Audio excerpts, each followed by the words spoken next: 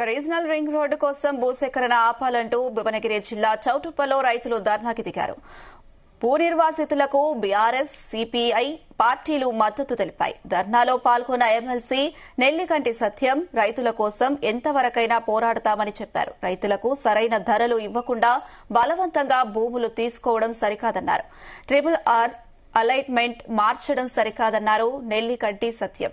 Regional ring road కోసం భూములు కోల్పోతున్న రైతులకు సిపిఐ పార్టీ అండగా ఉంటుందని తెలిపారు.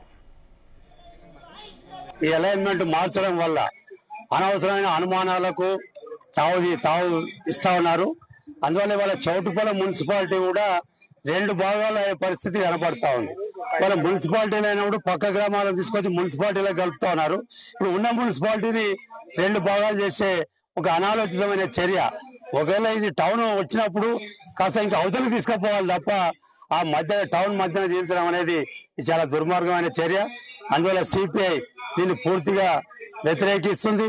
ఇక్కడ కూడా 40 కిలోమీటర్ల రేడియస్ లో అలైన్మెంట్ మార్చకుండా అదే పద్ధతిలో కొనసాగాల. భూమికి భూమి ఇవ్వాలా, వాళ్ళకి నష్టపరిహారం ఇవ్వాలనే సిపిఐ డిమాండ్ చేస్తా ఉంది. దీనికోసం ప్రభుత్వాన్ని దగ్గర కూడా మేము రిప్రజెంటేషన్ చేస్తాం. ఇవాళ RRR లో భూములు కోల్పోతున్నటువంటి రైతులు చౌటుప్పల ఆర్డీఓ కార్యాలయం ధర్నా కార్యక్రమం కొనసాగుతా ఉంది.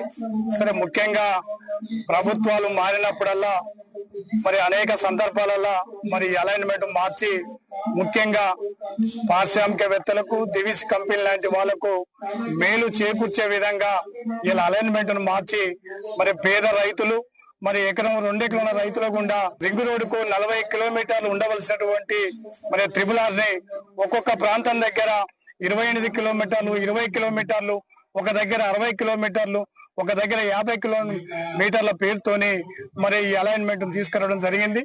దీన్ని తీవ్రంగా వ్యతిరేకిస్తా ఉన్నాం. ఎందుకంటే ఒక క్రమ పద్ధతిలో మరి దాదాపు 40 కిలోమీటర్ల బాధ్యత దూరంగా తీసుకొని మరి దాని పద్ధతిగా తీసుకుపోసిన బాధ్యత ఈ ప్రభుత్వం మీద ఉన్నది. అట్లా కాకుండా మరి కొంతమంది మేలు చేకూర్చే విధంగా కెమికల్ కంపెనీలకు మరి దివిస్ లాంటి కంపెనీకి ఉపయోగపడే విధంగా ఇలా తీసుకున్నటువంటి అలైన్మెంట్ ని తీవ్రంగా వ్యతిరేకిస్తా ఉన్నాం.